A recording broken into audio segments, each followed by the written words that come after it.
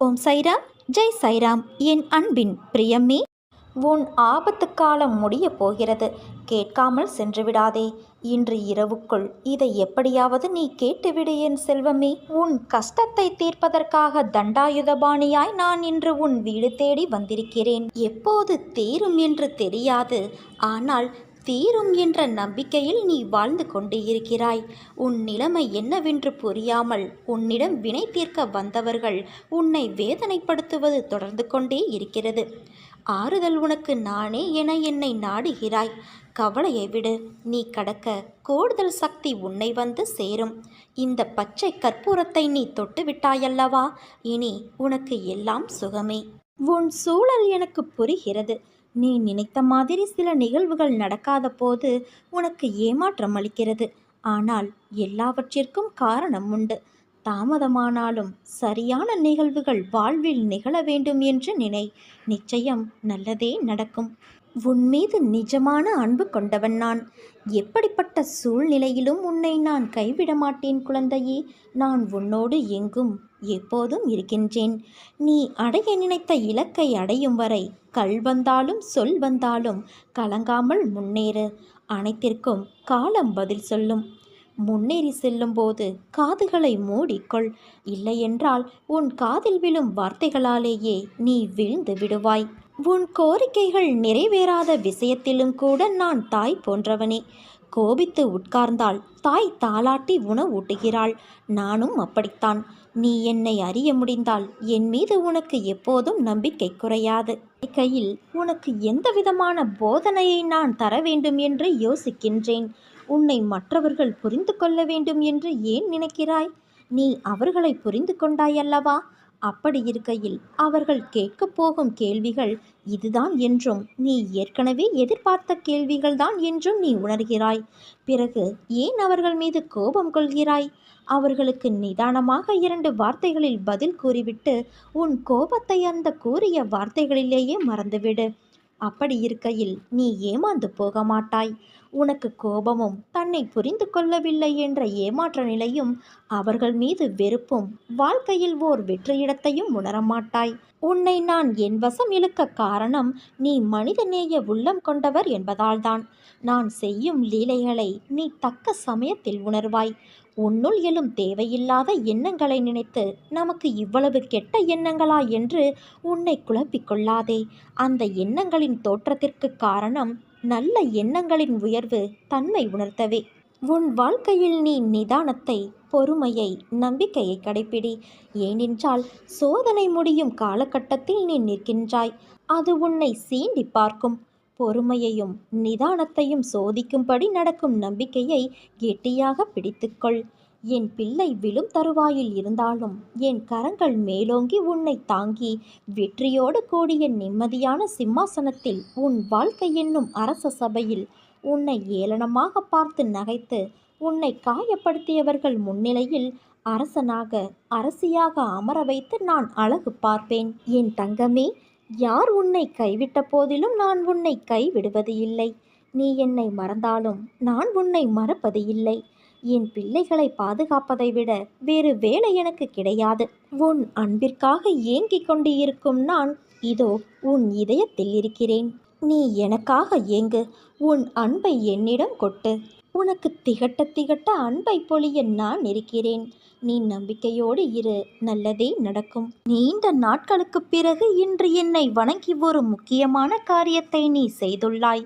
அது உனக்கு வெற்றியாக ஆசி வழங்குகிறேன். உன்னுடைய திறமைக்கும் தகுதிக்கும் ஏற்ப உனக்கு கிடைக்க வேண்டியது நிச்சயம் கிடைக்கும். நீ முயற்சித்தாயல்லவா, அதற்கான பலன் உனக்கு கிடைக்கப் போகிறது.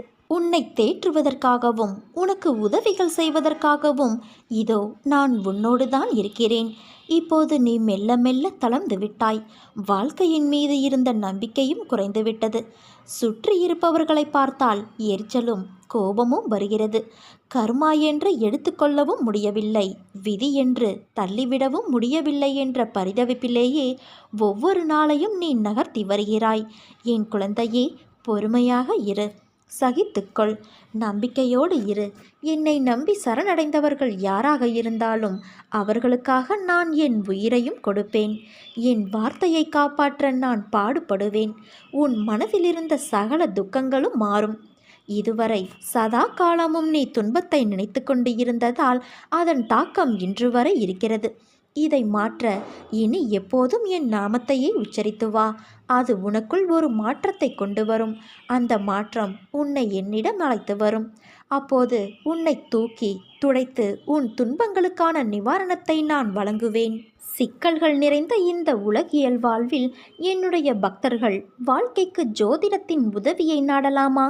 ஜோசியர்கள் ஓரளவுக்குத்தான் நம்முடைய வருங்கால வாழ்க்கையை கணித்து தருவார்கள். ஆனால் நான் முழுமையாகவும் விரைவாகவும் உனக்கு உதவி செய்வேன். நீ என்னிடம் சரணாகதி அடைந்து விட்டால் உன்னுடைய வாழ்க்கையின் முழு பொறுப்பையும் நான் ஏற்றுக்கொள்கிறேன். உன்னுடைய துயரங்களை நிச்சயம் குறைத்து விடுவேன். உன்னுடைய ஆனந்தத்தை அதிகப்படுத்துவேன். நீ சுகம் துக்கம் இரண்டிலுமே என்னையே பார். உலகியல் ஆன்மீக வாழ்க்கை இரண்டிலும் என்னையே பார். ஜோதிடம் பொய் அல்ல, ஆனால் அதன் மீது இவ்வளவு தீவிரமான நம்பிக்கை தேவையில்லை. நானே எல்லா நிகழ்வுகளுக்கும் காரணகர்த்தா ஆகும்போது தேவையற்ற முயற்சி, அலைச்சல், குழப்பம் வேண்டாம். அனைத்தையும் நான் பார்த்து கொள்கிறேன் குழந்தையே. உன் மனம் பாரம் என்று நீ நினைக்கும் நேரத்தில் நான் உன்னோடு இல்லை என்ற நினைப்பை ஏற்படுத்தி கொள்ளாதே.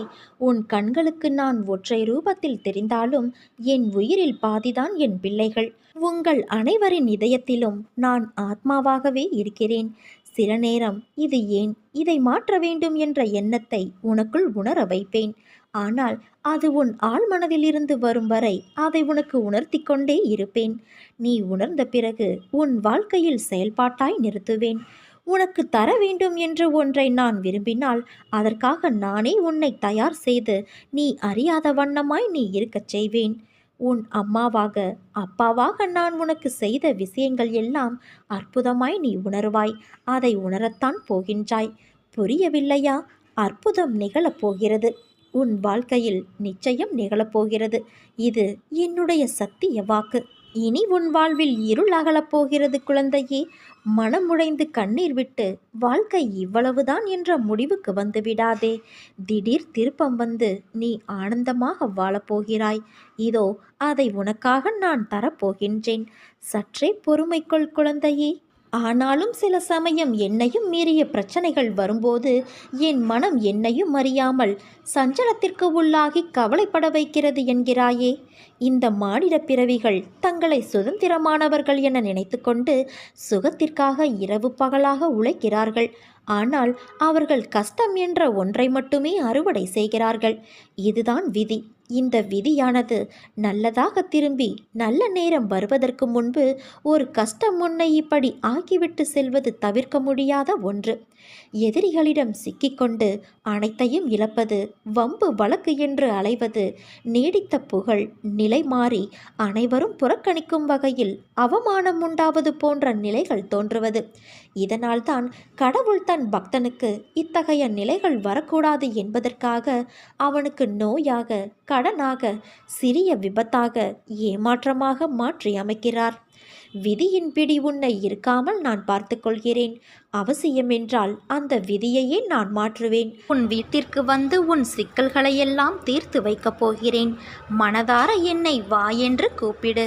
இரவு முழுவதும் உறங்காமல் என்னை நினைத்து வருந்தி கொண்டு ஒரு புறமும் நான் வணங்கும் தெய்வம் நீ இருக்க எனக்கென்ன குறை, நீ எல்லாம் பார்த்து கொள்வாய் என்று மறுபுறமுமாக புலம்பிக் கொண்டு இருந்ததை நான் கண்டேன்.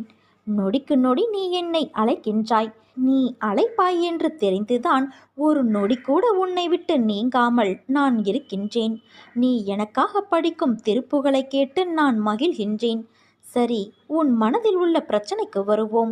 இரவு முழுவதும் உன்னை தூங்க விடாமல் செய்த அந்த பிரச்சனையை நான் முடிவுக்கு கொண்டு வருவேன். உன்னுடைய உண்மையான பக்திக்கும் நம்பிக்கைக்குமான உயர்வை நான் தருவேன். இனி உன் வாழ்வில் நல்லதே நடக்கப் போகிறது.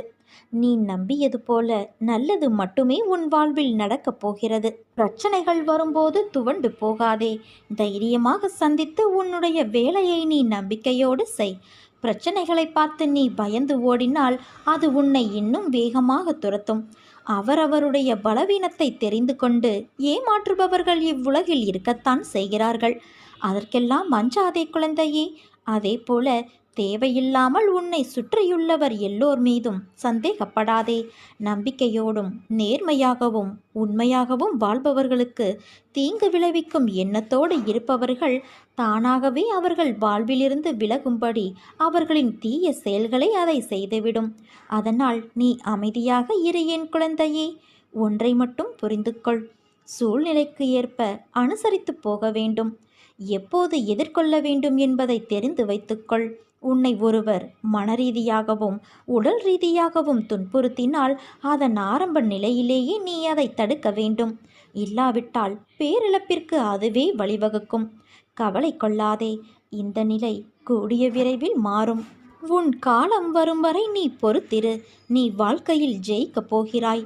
உனக்கு திரும்ப திரும்ப வலியுறுத்துகிற ஒரே விஷயம், கஷ்டம் என்பது உனக்கு மட்டும் நிலையானது அல்ல. உலகில் பிறந்த எல்லோரும் பல சூழல்களில் அனுபவிக்கப்பட வேண்டிய ஒன்று அது. அதை வாழ்வில் சமாளிக்க தெரிந்தவர்கள் விதியை இறைவன் அருளால் மாற்றி வாழ்க்கையில் உயர்வார்கள். இதனால்தான் நான் உன்னை கவலை கொள்ளாதே என்று சொல்கிறேன். இந்த நிலை நிச்சயமாக மாறும் என்றும் கூறுகிறேன். ஆனால் நீயோ அதை புரிந்து கொள்ளாமல் நம்பிக்கையின்றி எந்நேரமும் கவலைப்பட்டு கொண்டே இருக்கிறாய். பயந்து தளர்ந்து தன்னம்பிக்கை இழந்தவர்கள் தோற்று போவார்கள் குழந்தையே. வாழ்க்கையில் ஜெயிப்போம் என்ற நம்பிக்கையோடு செயல்படு. இன்று இல்லை என்றாலும் நாளை நீ நிச்சயம் வெற்றி பெறுவாய். உள்ளத்தாலும் உடலாலும் நீ ஓய்வின்றி உழைக்கிறாய். அதற்கான பலன் நிச்சயம் ஒரு நாள் உன்னை வந்து சேரும். நீ வாழ்க்கையில் உயரப்போகிறாய் குழந்தையே. உறக்கச் சொல். இந்த உலகமே உனக்குத்தான். நான் அனைத்தையும் அறிவேன். அனைத்து வளங்களும் உன்னை வந்து சேரும் காலம் வந்து விட்டது. எனக்கு மட்டும் ஏன் இவ்வளவு பெரிய கஷ்டம், ஏன் என் வாழ்க்கையில் இவ்வளவு துயரங்கள் என்று கவலை வேண்டாம். நீ இப்படி சொல்வதையும் எண்ணுவதையும் முதலில் விடு. உன் அனைத்து பாரத்தையும் நான் தாங்கிக் கொண்டு இருக்கிறேன். அதனால் நீ எதற்காகவும் கவலை கொள்ளாதே குழந்தையே. இருப்பதை வைத்து வாழ கற்றுக்கொள். உனக்கு தேவைப்படும் அனைத்தும் உரிய நேரத்தில் உன்னை வந்து சேரும். உன் வாழ்க்கையில் இனி அனைத்து வளங்களும் வெற்றிகளும் உன்னை நிரப்பும் நேரம் வந்து விட்டது. இனிமேல் உன் வாழ்வில் நடக்கும் அனைத்தும் உனக்கு நிம்மதியை மட்டுமே தரும். வெற்றிகள் குவியும். நீ போகும் பாதையெல்லாம் சொர்க்கமாய் அமையும். என்னை நம்பி இருப்பவர்களோடு நானும் எப்போதும் இருப்பேன். இதை ஒவ்வொரு நிகழ்விலும் நீ உணர்வாய்தானே. உன்னை நல்வழிப்படுத்த வேண்டும் என்ற பொறுப்பு எனக்கு உள்ளது. ஏனென்றால் என் பரிபூரண அருளும் ஆசிர்வாதமும் அன்பும் பெற்ற என் செல்ல குழந்தை நீ. என் தங்கமே, மனதில் உள்ள சங்கடங்களை மறைத்து கொண்டு எத்தனை நாட்களுக்குத்தான் வாழ்வது? உன் மனதிலிருந்து நீ நிம்மதியை எப்போதோ இழந்துவிட்டாய். அமைதி வெறும் வார்த்தைகளில் இருக்கிறதே தவிர மனதில் இல்லையே. வெளியே சொன்னால் கௌரவம் போய்விடும் என நினைத்து நீ மனதில் பூட்டிய விஷயங்கள் இன்று உன் உடலையும் சேர்த்து பாதிக்கும் நிலைக்கு உன்னை தள்ளி இருக்கிறது. எதையோ இழந்துவிட்டது போன்ற பரிதவிப்பிலேயே ஒவ்வொரு நாளையும் ஒரு யுகமாக நீ நகர்த்தி வருகிறாய். மெல்ல மெல்ல நீ தளர்ந்து விட்டாய். என்னை புரிந்து கொண்டு என்னை தேற்றுவார் யாரும் இல்லை என மனதில் தவிக்கின்றாய். குழந்தையே, உன்னை தேற்றுவதற்காகவும் உனக்கு உதவிகள் செய்வதற்காகவும் இதோ நான் உன்னோடு இருக்கிறேன். எதிலும் அவசரமோ பதட்டமோ கொள்ளாதே. அது பாழ்பட்டுவிடும். நிதானமான அணுகுமுறையே நடக்க வேண்டியதை கிடைக்க வேண்டியதை உனக்கு கிடைக்கச் செய்யும். காலம் மாறும், காட்சிகள் மாறும், வாழ்வும் மாறும். ஏனென்றால் உன்னோடு நான் இருக்கிறேன். என்னை நம்பி சரணடைந்தவர்கள் யாராக இருந்தாலும் அவர்களை நான் காப்பாற்றுவேன். நான் வாக்குறுதி கொடுத்திருப்பதால் என் வார்த்தையை காப்பாற்ற நான் பாடுபடுவேன். உன் துக்க நாட்கள் முடிந்து போய்விட்டன குழந்தையே. இனி நிம்மதி உன்னை நிரந்தரமாக ஆட்கொள்ளப் போகிறது. எதையும் சுலபமாக எடுத்துக்கொண்டு நடக்கப் போகிற நிலைக்கு நீ வரத்தான் போகிறாய். உனக்கு நிம்மதியும் சாந்தியும் கிடைக்கும். உன் வாழ்வில் ஏற்றங்கள் இரக்கங்கள் என அவை தந்த தாக்கங்கள் உனக்குள் இப்போதும் இருக்கின்றன. இதை நீக்குங்கள் என எப்போது என்னை நீ சரணடைந்தாயோ அப்போதிருந்தே உன் மனக்காயங்களை ஆற்றுவதற்காக நான் உனக்கு ஆறுதலாக பல நிகழ்வுகளை நிகழ்த்தியுள்ளேன். இன்னும் உனக்குள் மீதம் இருக்கும் தாக்கங்கள் அவ்வப்போது வெளிப்படுகின்றது. அவை உன்னை சோர்வடைய செய்கின்றது. என்னை நம்பு என் குழந்தையே, இது முழுமையாக மாறும். நீ நேர்மறை எண்ணங்களால் உன் வாழ்வை இப்போது அழகாக செதுக்கி கொண்டு இருக்கிறாய். இதை பற்றி நீ மற்றவருக்கு எடுத்துரைத்தாலும் புரியாது. உனக்கான முழுமையான மாற்றம் விரைவில் கிடைக்கும். அப்போது நீ உறுதியான தன்னம்பிக்கையுள்ள ஒரு மனிதனாய் வாழ்வை வாழ ஆரம்பித்து விடுவாய். என் துணையால் இனி உன் வாழ்வில் என்றுமே ஏற்றம்தான். உன் காரியங்கள் அனைத்தும் வெற்றி பெறப்போகிறது. விடியலை பார்க்க தவித்து கொண்டு ஏங்கியிருந்த காலத்திற்கு இனிமேல் உன்னை நான் அழைத்து செல்லப் போகிறேன். தயாராக இரு. என்னிடம் கேட்ட விஷயங்களுக்கு மனதில் இருந்த வலியால் மனம் வெந்து போய் நீ பரிதவித்த விஷயங்களுக்கு எல்லாம் பலன் கிடைக்கப் போகிறது. போகும் பாதை எப்படி என்று தானே கேட்கிறாய்? நம் பாதையில் நீ பயப்படும் அளவிற்கு அங்கே உன்னை காயப்படுத்த யாரும் இல்லை. நீயும் யாரையும் காயப்படுத்தவும் முடியாது. ஏனென்றால் உன்னோடு நான் இருக்கிறேன். பச்சை நிறமுடைய பசுமையான நிலங்கள் போலத்தான் உன் பயணம் ஆரம்பிக்கும். உன் நிம்மதியும் சந்தோஷமும் அழகாய் பூத்து குலுங்கும் வண்ண மலர்களைப் போல நீ மலர்வாய். உன் வெற்றிகள் நேரறிவு போல பொங்கி எழுந்து உயர்ந்து நிற்கப் போகிறது. உன்னை நான் தவிக்கவிட்டு எங்கே போவேன்? நிமிர்ந்து நிற்க பழகிக்கொள். ஏனென்றால் இனிமேல் அதுதான் உன் காலம். நீ போராடிய காலத்தை மறவாதே குழந்தையே. நீ கஷ்டத்தில் கற்ற பாடத்தை மறந்து விடாதே. இவைகள்தான் உன்னை நல்ல மனிதராய் மனுஷியாய் உருவாக்கும். என் செல்ல குழந்தை எப்படி பெயர் வாங்க வேண்டும் என்று நினைத்தேனோ அது எல்லாம் நடக்கப் போகிறது. என் வார்த்தைகள் உனக்கான இரத்த ஓட்டத்தைப் போல இனிமேல் என் நாவில் தோன்றும். அந்த சொற்களின் பேரருளையும் நீ பெறுவாய். நீ எதற்கும் பயப்படாதே, கலங்காதே. உன்னில் நிச்சயம் வெற்றி என்ற தீபத்தை நான் ஏற்றுவேன். நீ உன்னில் பார்க்கும் அனைத்துமாய் அகிலத்தின் ரூபமாய் உனக்கு நான் இருப்பேன். உலகத்தில் எது மாறினாலும் நகர்ந்தாலும் நான் உன்னை விட்டு ஒருபோதும் மகள மாட்டேன் குழந்தையே. உன்னில் எப்போதும் நான் இருப்பேன்.